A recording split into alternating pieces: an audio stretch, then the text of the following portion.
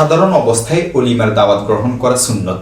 হযরত আব্দুল্লাহ বিন ওমর রাদিয়াল্লাহু তাআলা আনহু থেকে বর্ণিত, রাসূলুল্লাহ সাল্লাল্লাহু আলাইহি ওয়াসাল্লাম ইরশাদ করেন, তোমাদের কেউ নিজের ভাইকে দাওয়াত দিলে সে যেন তা কবুল করে, ওলিমার দাওয়াত হোক বা অন্য কোনো দাওয়াত। দেখতে পারেন সহিহ মুসলিম হাদিস নং 1429।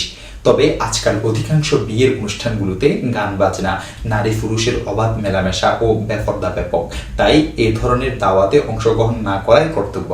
তবে দাওয়াতকারী যদি এমন নিকটাত্মীয় হয় যে তার দাওয়াতে অংশগ্রহণ না করলে সে অধিক মনক্ষুণ্ণ হবে এবং আত্মীয়তা সম্পর্ক নষ্ট হবে, সেক্ষেত্রে অংশগ্রহণকারীর জন্য যদি গুনাহের কাছ থেকে প্রতিবাদ করা সম্ভব হয় তাহলে প্রতিবাদের উদ্দেশ্যে তাতে অংশগ্রহণ করা যাবে। আর যদি প্রতিবাদ করা সম্ভব না হয়, অংশগ্রহণ করা থেকে অবশ্যই বিরত থাকবে। এক্ষেত্রে নিজ থেকে আত্মীয়তার সম্পর্ক বজায় রাখার চেষ্টা করবে। দেখতে পারেন হেদায়া ফাতহুল কাদির সহ 8 নং খণ্ড 448 নং পৃষ্ঠা, রদ্দুল মুহতার 6 নং খণ্ড 347 নং পৃষ্ঠা, আল মুহাইতুল বুরহানি 8 নং খণ্ড 77 নং পৃষ্ঠা, ফাতাওয়ায়ে হিন্দিয়া 5 নং খণ্ড 343 নং পৃষ্ঠা।